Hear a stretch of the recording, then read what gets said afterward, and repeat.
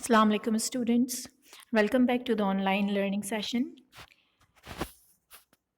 In our school, we have done exercise 12.1. We have done theorems and exercise 12.1. Now we are going to start exercise 12.2. The very first concept which we are going to use in this exercise is triangle. Triangle is a closed figure that consists of 3 points and the 3 lines joining them. Also, we have 3 angles in it. So, it is a closed figure in which we have 3 sides and 3 angles. The sides, the endpoints are also called vertices. Next, interior of a triangle. Set of all points lie in the interior of all the 3 angles. All the points that lie within this area, inside the 3 lines, are called the interior of a triangle. Exterior of a triangle.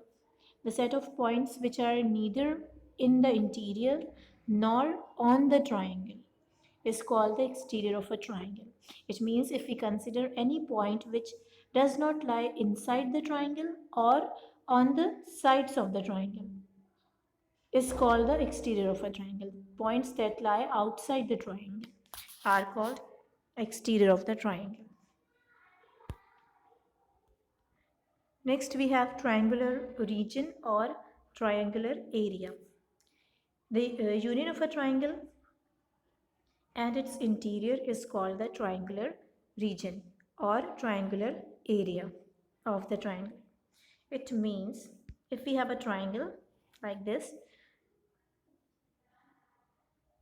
union of triangle and its interior, it means the union of these 3 lines, the triangle, and all the space within these lines, the interior of the triangle, is called the triangular region or triangular area, or in the easy wording we can say that all the space that is bounded within these 3 lines within the boundary of the triangle is called the triangular region.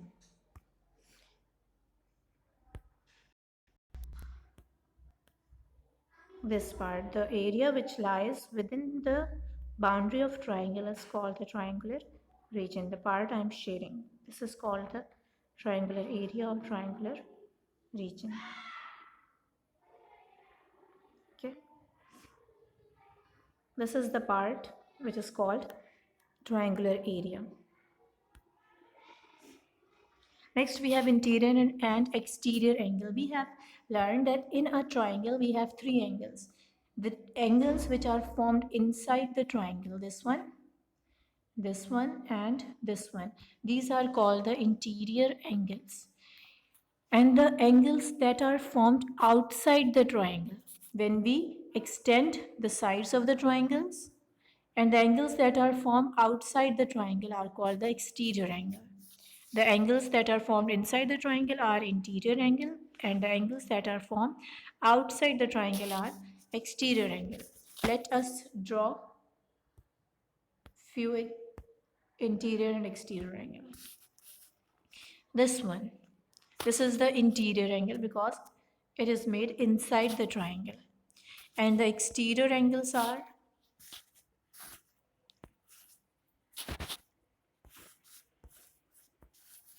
we have extended these 2 lines. The angles formed outside the triangle, this one or this one or this one, not that A, not this one. These 2 angles, angle number 6 and angle number 5, these 2 are called the exterior angle, and this one is called the interior angle.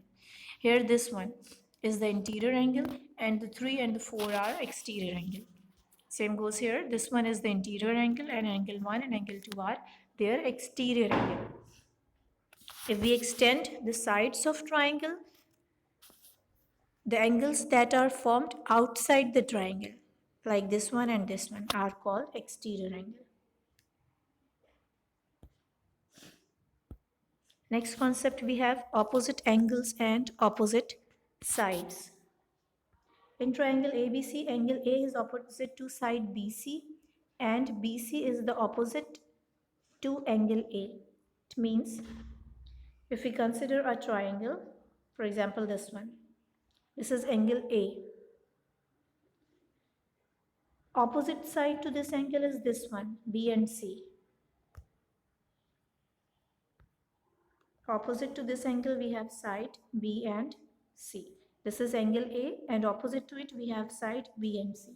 So this is a side angle and it is its opposite side, or we can say this is a side and this is its opposite angle. Same goes with this angle, the angle B. Opposite side of this angle is this one, AC. If we take angle C, the opposite side of this angle is AB. If we take this side AC, the opposite angle of this side is B, the opposite one. Same happens if we take BC as a side, the opposite angle of it is angle A. If we take AB, the opposite angle of this side is angle C, right? Next concept is included angle and included side. In triangle DEF, if we consider this triangle, angle D is included angle of sides DE and DF. Angle D, this one, this is the included angle of sides DE. DE means this side, and DF. DF means this side. Let me highlight it.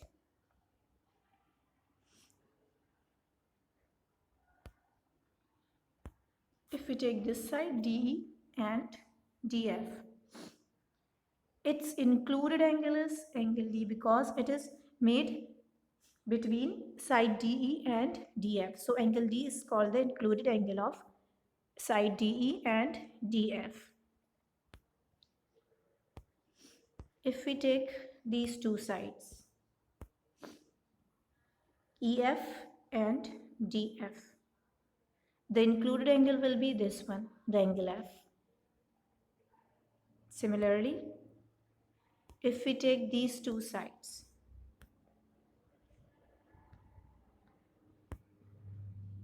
this DE and EF, then the included angle will be angle E. So these were the concept of included sides and included angle. Also opposite angle and opposite sides. These are the main concepts which we are going to apply in exercise 12.2, also in theorem number 2. Next we have types of triangle. We have total 6 types of triangle. 3 are according to the sides and 3 are according to the angles. The first one is a scalene triangle. A triangle having no sides congruent is called a scalene triangle. If we have no side equal, congruent means equal, okay? If we have no sides equal, all the 3 sides of the triangle are of different measurement, then such type of triangles are called scalene triangle. We use these 3 different lines to represent that these sides are not equal. Next is isosceles triangle. A triangle having 2 sides congruent. If we have 2 equal sides, a triangle have 3 sides, among them 2 are equal, then such triangles are called isosceles triangle. If the measurement of 2 sides of a triangle are equal, then such type of triangle is called isosceles triangle. To represent the equal sides, we use this symbol. 2 lines here and 2 lines here. It means these 2 sides are equal to each other. Next is equilateral triangle. A triangle having all 3 sides congruent is called equilateral triangle. If the measurement of all 3 sides are equal, then the triangle is called equilateral triangle. We use same symbol to represent the same sides. Next is acute angle triangle. Those 3 were according to the sides. Now these 3 are according to the angle. Acute triangle. A triangle having all three angles acute is called an acute triangle. If the angles of a triangle are acute angles means less than 90 degree. If all three angles measures less than 90 degree, then such type of triangle is called acute angle triangle. Next is right angle triangle. A triangle having one of its angle right is called right triangle. Means if we have one angle equals to 90 degree among the three angles of a triangle, if one angle is of 90 degree, then such triangle is called a right angle triangle. If one angle is of 90 degree, then the remaining two will be acute angles. If one angle is 90, then the triangle is called the right angle triangle. If all three angles are less than 90 acute angles, then the triangle is called acute angle triangle. Next, we have obtuse angle triangle. A triangle having one of its angle obtuse is called an obtuse angle triangle. If any one angle of a triangle is greater than 90, obtuse angle means more than 90. If the measurement of any one angle of a triangle is greater than 90, then such type of triangle is called an obtuse angle triangle. Also, we know that the sum of all three angles of a triangle is equals to 180 degrees. If we add all three angles of the triangle, the sum is equals to 180 degrees.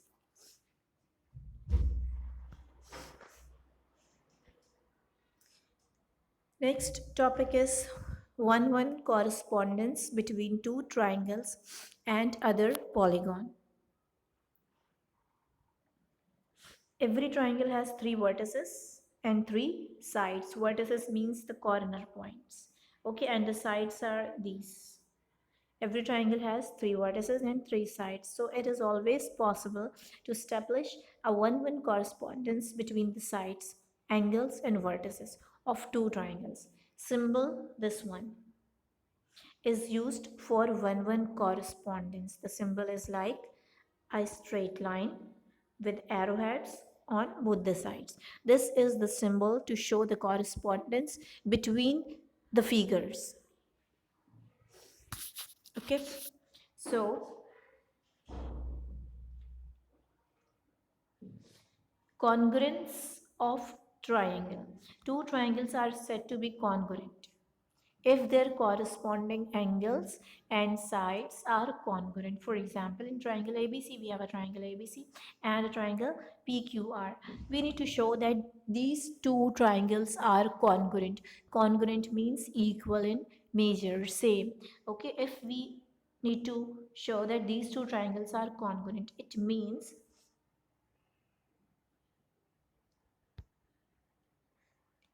we are showing the correspondence between these two triangles, triangle ABC and triangle PQR. Please be careful about the notation. If we are representing a triangle, then we have to write it as triangle, the symbol used for triangle, ABC, all three vertices.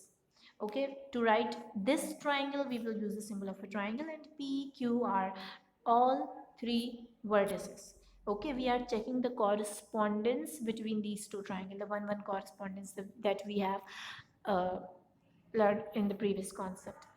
Triangle ABC, triangle PQR, we are checking the correspondence. Correspondence means we are checking whether the triangles are equal or not, whether the triangles are congruent or not. We are checking this.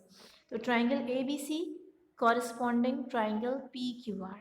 So in these two triangles, we can see that angle A is congruent to angle B. Okay, it is given that these two triangles are congruent. If these two triangles are congruent, it means all the angles are equal to each other and all the sides are equal to each other. Now we are checking the correspondence. Okay, the first step is write down the triangle and put the symbol of correspondence between them. If two triangles are congruent, it means the angle A is congruent to angle B. From their name, angle A is congruent to angle B. Angle B, the center one, is congruent to angle Q. Okay, this is a symbol for congruent. We will use the symbol of congruence here, not equals. Okay, congruence means equal in measurement. Similarly, angle C is congruent to angle R. This one. This is the one correspondence between the angles of both the triangles. Now we are writing the one correspondence between the sides. So AB is congruent to PQ. ABC is the triangle, so the side AB is congruent to PQ. This is the one correspondence between these two sides. Then BC is congruent to QR. So BC is congruent to QR. This is the one correspondence between the sides.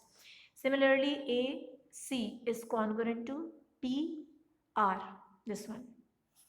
Then the triangle are congruent and symbolically written as triangle ABC congruent to triangle PQR. We have checked the correspondence between both the triangle and proved that the triangles are congruent. This one correspondence is, we are going to use it in our theorems. We are going to use this one correspondence in our theorems to prove them.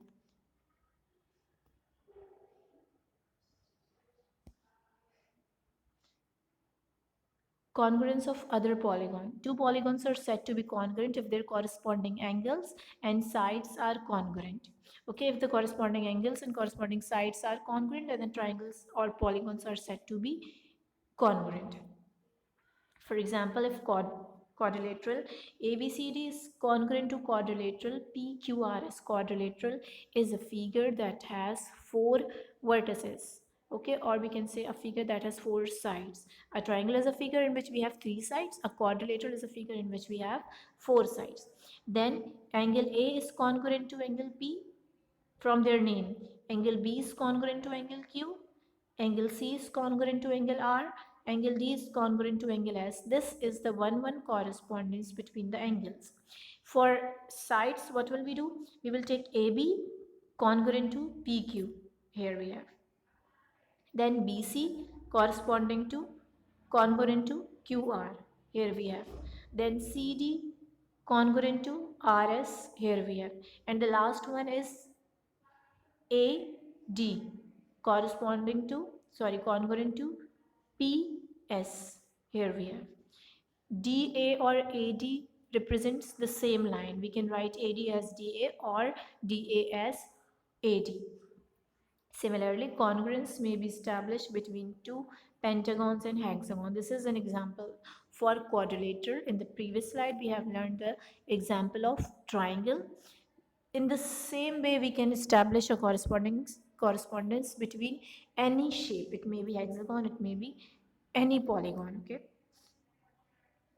Then we have some postulates. The postulates for the triangles. The first one is side angle side postulate. According to this postulate, if in a given correspondence of two triangles, two sides and the included angle of one triangle are congruent to the corresponding two sides and the included angle of the other, then the triangle are congruent. If we have the correspondence of only three elements, a triangle has total six elements, three sides and three angles. Among all these six, if the correspondence of only three are given to us, three in such that two sides and their included angle, if the correspondence of two sides and their included angles are given and they are congruent, it means both the triangles are congruent. It means all the remaining elements of the triangle are equal. So in triangle ABC and triangle PQR, we have these two triangles. Okay, we are checking the correspondence between these two triangles. If AB is this one, this side, is congruent to PQ, right? Angle B is congruent to angle Q, and angle BC is congruent to side BC is congruent to side QR. Two sides and their included angle are congruent. It means both the triangles are congruent. Okay, to prove that the triangles are congruent, we only need to prove that the two sides and their included angle is congruent. The triangles will be proved congruent. There are few more postulates. The first one is side. The first one we have learned side angle side. This one, if two sides and their included angle, two sides and their included angle are congruent, then we can say that both the triangles are congruent. All the remaining elements are also equal. Okay, if we prove side, it means if we prove that this side is equals to this side is equals to this side, and this side is equals to this side, we have proved the three sides congruent of two triangles. It means the triangles are congruent. It means the remaining three angles will also be congruent. The triangles are congruent. Next we have angle side angle, represented as ASA. It means an angle, then a side, and then an angle. Angle side angle, it means two angles and their included side of triangles are congruent. It means the triangles are congruent. This is side angle side, two sides, and between those sides we have an angle, so this is SAS. This is ASA, two angles and the side is between them, so this is called ASA postulate. Also we have SAA. If we have proved a side, its adjacent angle and opposite angle are congruent, it means both the triangles are congruent. These are the basic important concepts which we are going to use in our exercise 12.2 and also in the coming theorems. That's it for today's class. Please make sure to copy down all the important points in your notebook, and in the next class we will start our exercise. Thank you so much.